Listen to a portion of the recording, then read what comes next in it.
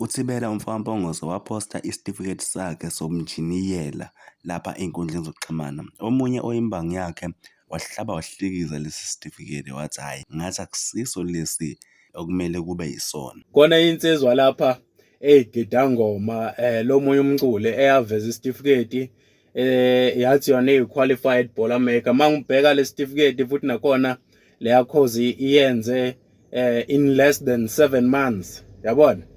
Mase ngiyilandelela into kuthiwa hayi khona kwafika nje, yabona lezi zinto kuthiwa kuthuthukiswa amakhono emphakathini, yabona.